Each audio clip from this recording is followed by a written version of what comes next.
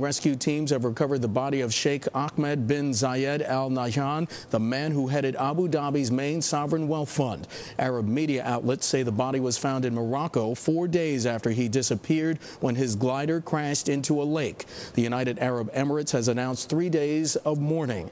Joining us now by Skype is Lara Setrakian. She's an ABC News reporter based in Dubai, and she is joining us now from Armenia. Lara, thank you so much for joining us. And what's the government's reaction so far to this story? Mark, so far the reaction's been calm. We have heard about that 3-day mourning period, but so far no announcement on market closures or businesses shutting down for that period of mourning. There's a sense in Abu Dhabi that they do want to maintain a kind of stable sense around his succession at ADIA, that there isn't that kind of panic you'd expect to see if you lost a major executive at an $800 billion company, for example. That's the high estimate of the assets under his management. Of course, the rule of that emirate, and of course that reflects on its sovereign wealth fund, is very much a rule by consensus. So you have other members of the ruling family also involved, high-level advisors, a sense that there won't be a vacuum at that institution. So Abu Dhabi isn't letting this affect business as usual then? Is that the sense you're getting? Absolutely. We do see this putting a spotlight on ADIA in general. It's not a very transparent organization like other sovereign wealth funds. We don't have a clear sense of to what extent its assets have taken a hit during this financial crisis.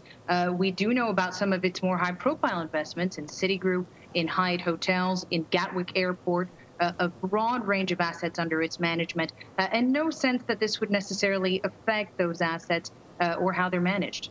Lara, are you hearing any talk about possibly restructuring of real assets? Well, there is definitely a sense that with all of these sovereign wealth funds in the Gulf, especially after Dubai World's debt restructuring, that everyone's going to be taking a second look at exactly what they've got on the books and what they might have to reshuffle. Again, because of that lack of transparency, there's no clear sense around how much of a hit they've taken or what decisions they might make in the future. ADIA has shown more of an appetite to take larger stakes of the companies it invests in.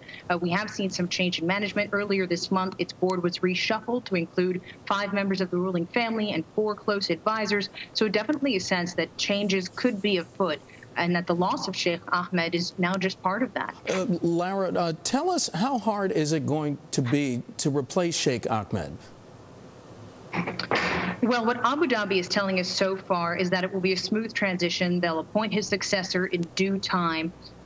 He was reporting to his older brother, the ruler of Abu Dhabi and the president of the UAE, Sheikh Khalifa. So there's definitely a sense that there is a top on this.